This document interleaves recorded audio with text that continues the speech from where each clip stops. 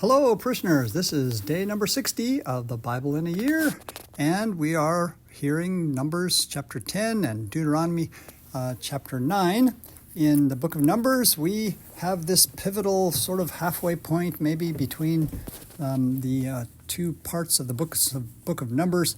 The preparations have been finished at the foot of the mountain of Mount Sinai, and today in chapter 10, finally they're going to set out for the promised land, for the land of Canaan, which they are to conquer and inherit for their own.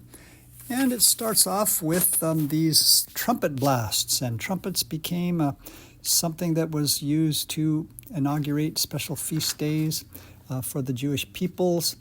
Some of those kinds of feasts are mentioned in verse number 10, which is kind of a summary of all the different liturgical celebrations and sacrifices that they would offer.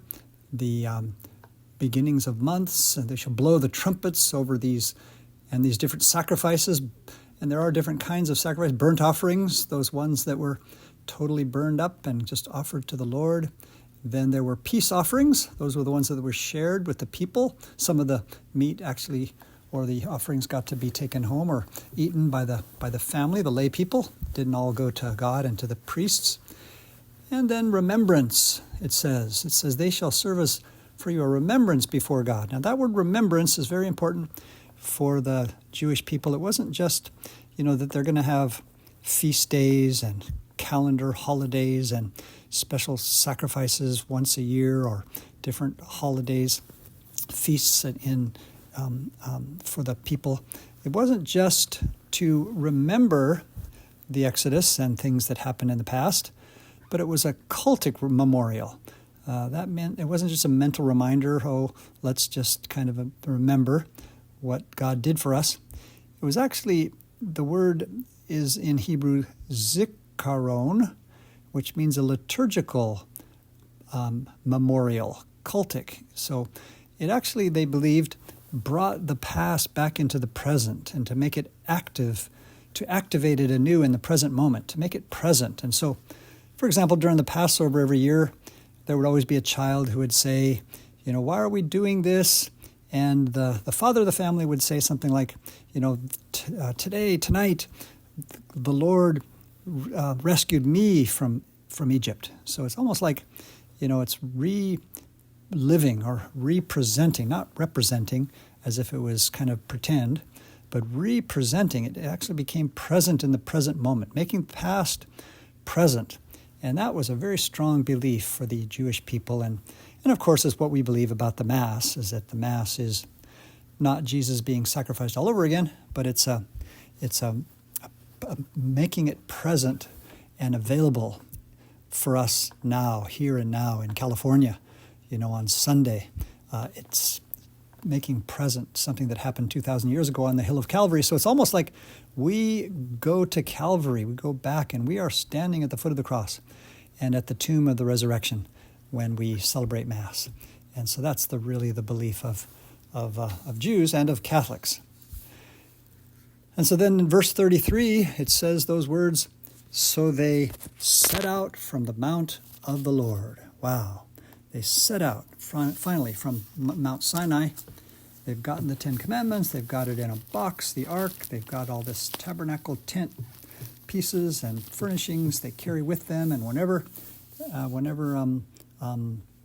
they would stop, they would set up this portable holy place to house the presence of God, they believed, in the ark. In the book of Deuteronomy, chapter 9, we have the Lord in verse number 3 saying something kind of interesting, that as you go into the promised land, into Canaan, don't be afraid of those people, even though they're fierce and giant people. Know that he who goes over before you is a devouring fire. The Lord your God, he will destroy them. So it's this kind of exhortation to not be afraid. We have to believe and know that God is with us, and God is all powerful. God is a a fire, that can help us and protect us in whatever situation. And then in verse number 4 and 5, we have repeated this idea that these people in Canaan were so wicked, the wickedness of these nations.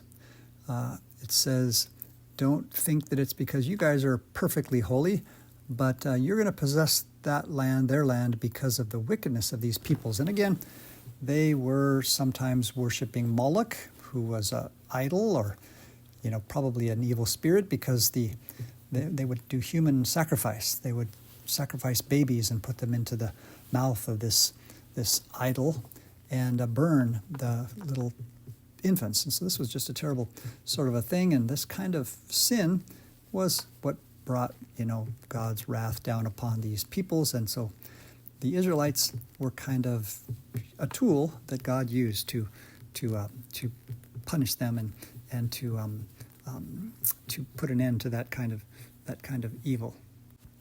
But the Israelites weren't perfect either, and so that's why in verse 25 we have Moses again, praying for 40 days and 40 nights, just like he did on the mountain.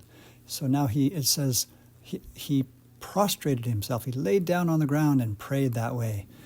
So I lay prostrate before the Lord, because the Lord had threatened the people to destroy the Israelites for their wickedness, but Moses prayed for the people. What a beautiful thing that Moses, even though Moses kind of knew that he wasn't going to be able to go into the promised land himself, he was like a good father. He cared about his people, the Israelites, so much that he was just praying for them that they would be spared and that they would be able, at least they would be able to enter into the promised land.